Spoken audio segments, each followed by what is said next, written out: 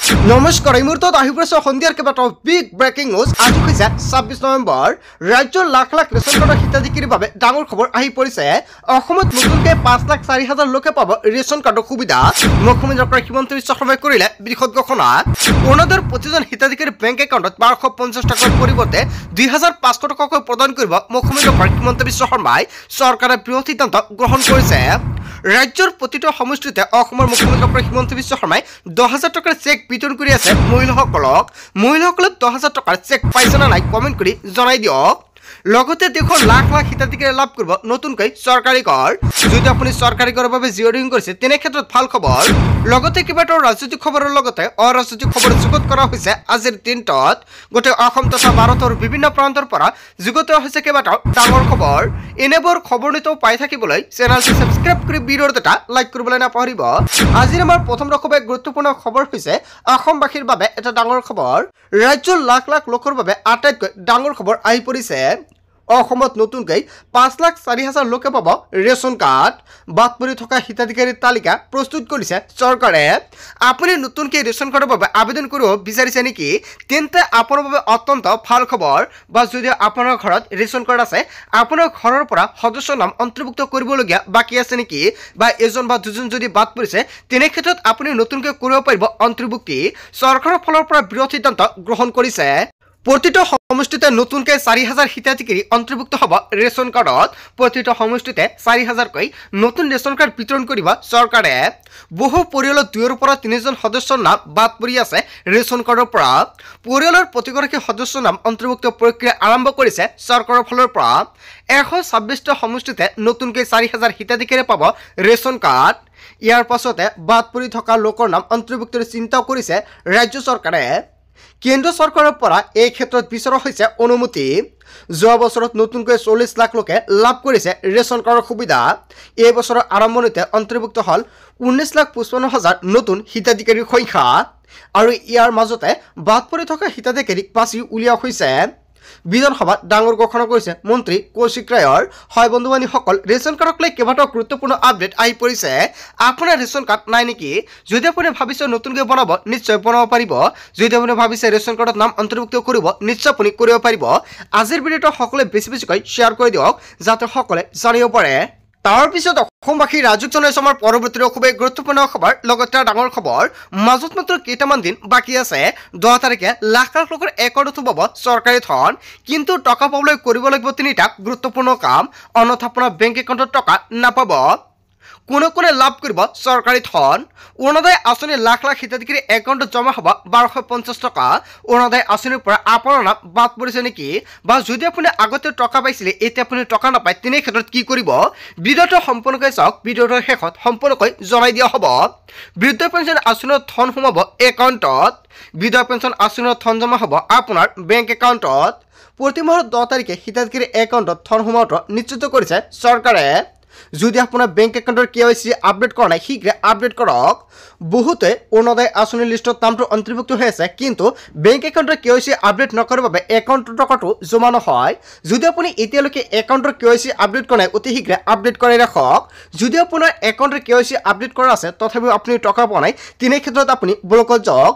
ব্লকত অৰুণোদয়ৰ সহায়ক থাকিব। সম্পূৰ্ণকৈ সহায় কৰা হ'ব কিহৰ বাবে আপোনাৰ একাউণ্টত টকাটো সোমোৱা নাই। সহায় কৰি দিয়াৰ পিছত লগে লগে যেতিয়া ১০ তাৰিখত অৰুণোদয় আঁচনিৰ টকা সোমাই দিব, লগে লগে একাউণ্টত সোমাই যাব। আধাৰ কাৰ্ডৰ সৈতে লিংক কৰক আপোনাৰ বেংক একাউণ্ট। পান আধাৰ দুয়োটা নম্বৰৰ সৈতে লিংক কৰিব লাগিব বেংক একাউণ্ট। আৰু বেংক একাউণ্টত পান আধাৰ লিংক হোৱাৰ পিছত আপোনাৰ আহিব OTP। ইয়াৰ পিছতে আপুনি নিশ্চিত হ'ব বেংক একাউণ্টত ধন জমা হোৱাটো। আজিৰ ভিডিঅ'টো সকলোৱে বেছিকৈ শ্বেয়াৰ কৰি দিব। বহুতে অৰুণোদয় আঁচনিৰ টকা নাপায় আৰু বহুতে কমেণ্ট কৰি থাকে, দাদা মই আগতে অৰুণোদয় আঁচনিৰ টকা পাইছিলোঁ, কিন্তু এতিয়া অৰুণোদয় আঁচনিৰ টকা একাউণ্টত জমা নহয়।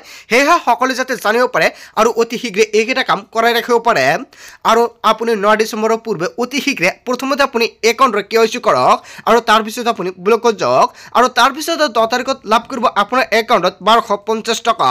তাৰপিছত অসমবাসী ৰাজুক জনাইছো আমাৰ পৰৱৰ্তী খুবেই গুৰুত্বপূৰ্ণ খবৰ। লগতে ডাঙৰ খবৰ, ২০২৬ত NDA এলায়েন্সে চৰকাৰ গঠন কৰিব। সেইমাত্ৰ ডাঙৰ মন্তব্য কৰিছে হাগ্ৰামা মহিলাৰীয়ে। অগপ BJP VPF সকলো মিলি চৰকাৰ গঠন কৰিব। NDA চৰকাৰ গঠন কৰাটো ১০০% নিশ্চিত। BTCত এতিয়া বিজেপিৰ সৈতে এগলাকে চৰকাৰ গঠন কৰিছে BPF-এ। দুই এদিনতে বিজেপিৰ পৰা দুজন ইয়াম দিয়া হ'ব, বিজেপিৰ পৰা এজন ডেপুটি স্পিকাৰ দিয়া হ'ব। কেৱল ইয়াই নহয়, এই মন্তব্য কৰিছে BTCৰ প্ৰধান হাগ্ৰামা মহিলাৰীয়ে। হয় বন্ধু বান্ধৱীসকল, এটা বিগ ব্ৰেকিং নিউজ আহি পৰিছে। 2026ত NDA এলায়েন্সে চৰকাৰ গঠন কৰিব। অসমত 2026ত NDA এলায়েন্সে চৰকাৰ গঠন কৰিব পাৰিব নে নাই, জনতাই কি ক'ব? জনতাৰ মন্তব্যটো নিশ্চয় কমেণ্ট কৰি জনাই দিব। তাৰ পিছত অসমবাসী ৰাজুক জনাইছো আমাৰ পৰৱৰ্তী খুবেই গুৰুত্বপূৰ্ণ খবৰ, লগতে ডাঙৰ খবৰ। বিহাৰত কিয় হাৰিল কংগ্ৰেছ? কংগ্ৰেছৰ বিপৰ্যয়ক লৈ হাহাকাৰ লাগিছে কেন্দ্ৰীয় নেতৃত্বৰ। অৱশেষত বিহাৰত 7 কংগ্ৰেছ নেতাক বহিষ্কাৰ কৰিলে কংগ্ৰেছৰ পৰা। 6 বছৰৰ বাবে এইসকল কংগ্ৰেছ নেতাক বহিষ্কাৰ কৰে। অনুশাসন ভংগ আৰু দল বিৰোধী কাৰ্যকলাপত লিপ্ত থকাৰ অভিযোগত বহিষ্কাৰ কৰিলে কংগ্ৰেছে। বিহাৰ নিৰ্বাচনৰ ফলাফলত স্পষ্ট হৈছে কংগ্ৰেছৰ দলীয় অন্তকন্দল। বিহাৰৰ নিৰ্বাচনী ফলাফলৰ বাবে কেইবাটাও গুৰুত্বপূৰ্ণ আপডেট আহি পৰিছে। বিহাৰৰ নিৰ্বাচনৰ ফলাফলে এতিয়া বেকফুট লৈ গ'ল কংগ্ৰেছক। বিহাৰ নিৰ্বাচনৰ পিছতে অসমকে ধৰি 5খন ৰাজ্যত হ'ব বিধানসভা নিৰ্বাচন। অসম, পশ্চিমবংগ, কেৰালা, তামিলনাডু আৰু পুডুচেৰী হ'ব বিধানসভা নিৰ্বাচন। আৰু ইয়াক লৈ কংগ্ৰেছৰ ফালৰ পৰা কেইবাটাও গুৰুত্বপূৰ্ণ মন্তব্য কৰিছে। তাৰ পিছত অসমবাসী ৰাজুক জনাইছো আমাৰ পৰৱৰ্তী খুবেই গুৰুত্বপূৰ্ণ খবৰ, লগতে ডাঙৰ খবৰ। দেশত আধাৰ কাৰ্ডক লৈ প্ৰযোজ্য হ'ল নতুন নিয়ম। আপোনাৰ আধাৰ কাৰ্ড আছে নেকি? তেন্তে আপোনাৰ বাবে আজিৰ ভিডিঅ'টো হ'ব অত্যন্ত গুৰুত্বপূৰ্ণ। আপোনাৰ আধাৰ কাৰ্ডখন সক্ৰিয় কৰি ৰাখিবলৈ কৰিব লাগিব 3টা গুৰুত্বপূৰ্ণ কাম। ইয়াৰ পৰা কেৱল অনলাইন যোগেহে হ'ব আধাৰ কাৰ্ড আপডেট। নাম, ঠিকনা, মোবাইল নম্বৰ আপডেট কৰিবলৈ ভৰিব লাগিব 75 টকা। ফিংগাৰপ্ৰিণ্ট ফটো আপডেট কৰিবলৈ ভৰিব লাগিব 125 টকা। 2026 চনৰ 14 জুনলৈকেহে বিনামূল্য হ'ব অনলাইন ডকুমেণ্ট আপডেট। 31 ডিচেম্বৰৰ ভিতৰতে পান কাৰ্ডৰ সৈতে লিংক কৰিব লাগিব আধাৰ। পান কাৰ্ডৰ সৈতে আধাৰ লিংক নকৰিলে পৰিব আপুনি বিপদত। আধাৰ OTP ভেৰিফিকেশ্যন কৰিয়ে কৰিব পাৰিব KYC। এতিয়াৰ পৰা কেৱল অনলাইন যোগে হ'ব আধাৰ কাৰ্ড আপডেট। দেশত আধাৰ কাৰ্ডক লৈ প্ৰযোজ্য হ'ল নতুন নিয়ম। আপোনাৰ আধাৰ কাৰ্ড আছে নেকি? তেন্তে আপোনাৰ বাবে এটা ডাঙৰ খবৰ আহি পৰিছে। তাৰ পিছত অসমবাসী ৰাজুক জনাইছো আমাৰ পৰৱৰ্তী খুবেই গুৰুত্বপূৰ্ণ খবৰ, লগতে ডাঙৰ খবৰ।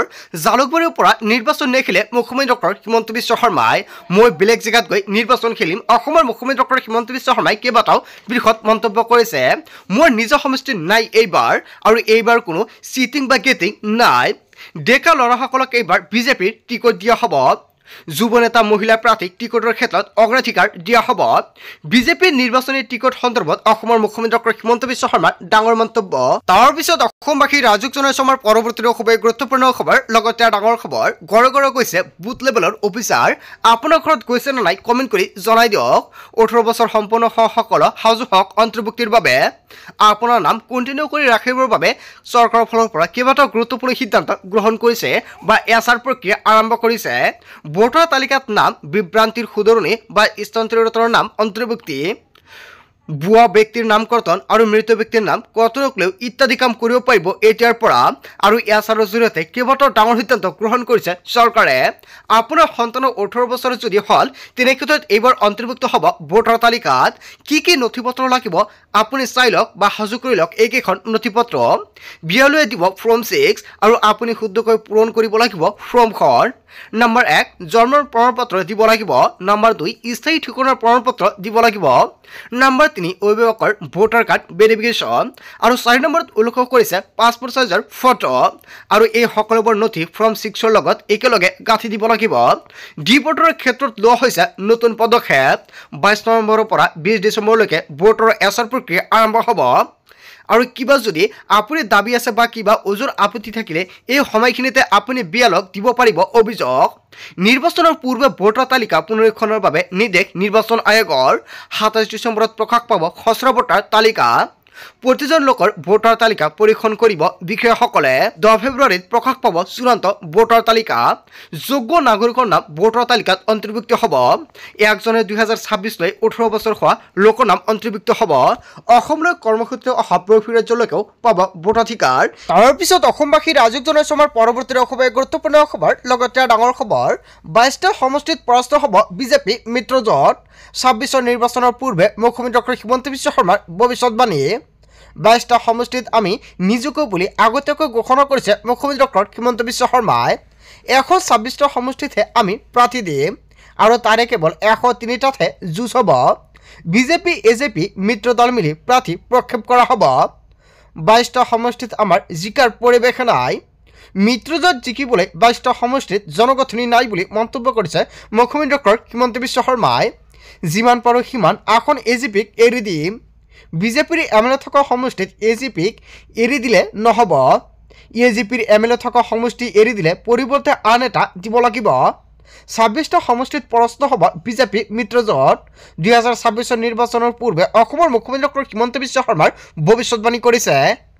তাৰ পিছত অসমবাসী ৰাজুক জনাইছো আমাৰ পৰৱৰ্তী খুবেই গুৰুত্বপূৰ্ণ খবৰ। লগতে ডাঙৰ খবৰ, মিয়া মানে বাংলাদেশী নহয়। কোনো সংবিধানত এই কথা উল্লেখ নাই। অকল কিয় মিয়াক টাৰ্গেট কৰিছে বিজেপি চৰকাৰে?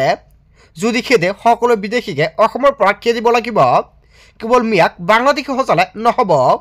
অসমৰ জনতাক কেৱল উত্তেজিত কৰিব বিচাৰিছে অসমৰ মুখ্যমন্ত্ৰী ডক্টৰ হিমন্ত বিশ্ব শৰ্মাৰ চৰকাৰখনে। উজনি নামনিৰ মানুহৰ মাজত বিভেদ আনিব বিচাৰিছে। মন্তব্য কৰিছে বিৰোধী দলপতি দেৱব্ৰত শইকীয়াই। হয় বন্ধু বান্ধৱীসকল, দেৱব্ৰত শইকীয়াই যিকেইটা মন্তব্য কৰিছে জনতাই কি ক'ব? যদি জনতাৰ কিবা মন্তব্য কৰিব লগা থাকে আপোনালোকৰ মন্তব্যটো নিশ্চয় কমেণ্ট কৰি জনাই দিব। তাৰপিছত অসমবাসী ৰাজুক জনাইছো আমাৰ পৰৱৰ্তী খুবেই গুৰুত্বপূৰ্ণ খবৰ। লগতে ডাঙৰ খবৰ, প্ৰথমবাৰলৈ জুবেনৰ হত্যাকাৰীৰ কথা ক'লে অসমৰ মুখ্যমন্ত্ৰী ডক্টৰ হিমন্ত বিশ্ব শৰ্মাই। জুবেন গাৰ্গ এজনে হত্যা কৰিছিল। হয় বন্ধু বান্ধৱীসকল, জুবেন গাৰ্গক এজনে হত্যা কৰিছিল বুলি অভিযোগত অসমৰ মুখ্যমন্ত্ৰী ডক্টৰ হিমন্ত বিশ্ব শৰ্মাই সদনত ডাঙৰ মন্তব্য কৰিছে। হত্যাকাণ্ডত আন কেইজনে সহায় কৰিছিল। সম্পূৰ্ণ ঘটনাত 5জন মানুহ জড়িত আছে। 8 তাৰিখে হত্যাকাণ্ড গোচৰৰ চাৰ্জশ্বিট দিয়া হ'ব আৰু ইয়াৰ সম্পূৰ্ণ প্ৰমাণ SITৰ হাতত আছে। জীৱনকালত জুবেনক অন্যায় কৰা কোনো হাৰি যাব নোৱাৰিব। প্ৰথমতে হত্যাকাৰীক শাস্তিৰ পিছত অন্যায়কাৰীক দিয়া হ'ব শাস্তি। কোভিডৰ আগৰ পৰাই ডাঙৰ অন্যায় চলি আছে। 8 বছৰে অন্যায় চলি থকাৰ প্ৰমাণ আছে বুলি মন্তব্য কৰিছে মুখ্যমন্ত্ৰী ডক্টৰ হিমন্ত বিশ্ব শৰ্মাই। জুবেন গাৰ্গৰ মৃত্যুৰ ঘটনাক লৈ মহাবিস্ফোৰণ মন্তব্য কৰিছে অসমৰ মুখ্যমন্ত্ৰী ডক্টৰ হিমন্ত বিশ্ব শৰ্মাই। তাৰপিছত অসমবাসী ৰাজুক জনাইছো আমাৰ পৰৱৰ্তী খুবেই গুৰুত্বপূৰ্ণ খবৰ। লগতে ডাঙৰ খবৰ, এছাৰৰ ভয়ত টালি টোপলা বান্ধি পলাইছে অবৈধ বাংলাদেশী। সীমান্ত পাৰ হৈ পলাইছে হাজাৰ হাজাৰ বাংলাদেশী। যি ৰাস্তাৰে ভাৰতলৈ আহিছিল সেই ৰাস্তাৰে পলাইছে বাংলাদেশলৈ। অবৈধ বুলি ধৰা পৰাত ভয়ত পলাবলৈ বাধ্য হৈছে বাংলাদেশীসকল। বাংলাদেশলৈ যাবলৈ সীমান্তত শাৰী পাতি অপেক্ষা অবৈধ বাংলাদেশীৰ। পশ্চিমবংগৰ হাকিমপুৰ সীমান্তত অবৈধ বাংলাদেশীৰ ভিৰ লাগিছে। তাৰপিছত অসমবাসী ৰাজুক জনাইছো আমাৰ পৰৱৰ্তী খুবেই গুৰুত্বপূৰ্ণ খবৰ। লগতে ডাঙৰ খবৰ, কংগ্ৰেছৰ চাউল পানী অসমত নাই বুলি মন্তব্য কৰিছে মুখ্যমন্ত্ৰী ডক্টৰ হিমন্ত বিশ্ব শৰ্মাই। অসমত 26ত মাত্ৰ 22খন আসনত নিৰ্বাচন খেলিব কংগ্ৰেছে, এনেকুৱাকৈ অসমৰ মুখ্যমন্ত্ৰী ডক্টৰ হিমন্ত বিশ্ব শৰ্মাই মন্তব্য কৰিছে। প্ৰাৰ্থীৰ পৰা দুনিয়াৰ পইচা উঠাব কংগ্ৰেছে। প্ৰাৰ্থিত্বক লৈ ধনৰ বাবে প্ৰাৰ্থীক ইছাৰা কৰিছে কংগ্ৰেছে। 1 কোটি আগত দিয়ক আৰু 3 কোটি পিছত দিবলৈ কৈছে। মিয়া সমষ্টিৰ পৰা থাম পইচা উঠাব, এনেকুৱাকৈ অসমৰ মুখ্যমন্ত্ৰী ডক্টৰ হিমন্ত বিশ্ব শৰ্মাই কংগ্ৰেছক লৈ কেইবাটাও গুৰুত্বপূৰ্ণ মন্তব্য কৰিছে। সৃজন গ্ৰাম মন্দিৰৰ পৰা বাগবৰৰ চমৰীয়ালৈকে মিয়া কংগ্ৰেছৰ বাবে অক্সিজেন, মিয়াৰ ৰাজনীতি কৰে, এনেকুৱাকৈ কংগ্ৰেছৰ বিৰুদ্ধে কেইবাটাও বৃহৎ মন্তব্য কৰিছে। আমিও মিয়াৰ বাবে বহু কাম কৰিছোঁ। মিয়াইও অৰুণোদয় বা মহিলা উদ্যমিতা আঁচনিত টকা পাইছে। খালী মাটি পালাই বহি দিয়ে সেইবোৰ নচলিব। ভালবোৰ ভাল কম, বেয়াবোৰ বেয়া কম। কংগ্ৰেছ আৰু মিয়াক লৈ মুখ্যমন্ত্ৰী ডক্টৰ হিমন্ত বিশ্ব শৰ্মাৰ বিস্ফোৰণ মন্তব্য। বন্ধু বান্ধৱীসকল, গোটেই অসম তথা ভাৰতৰ বিভিন্ন প্ৰান্তৰ পৰা যুগত হৈছে কেইবাটাও ডাঙৰ খবৰ। এনেবোৰ খবৰ নিতৌ পাই থাকিবলৈ চেনেলটি ছাবস্ক্ৰাইব কৰি ভিডিঅ'ত এটা লাইক কৰিবলৈ নাপাহৰিব। চ' থেংক ইউ ফৰ ৱাচিং ফুল ভিডিঅ'।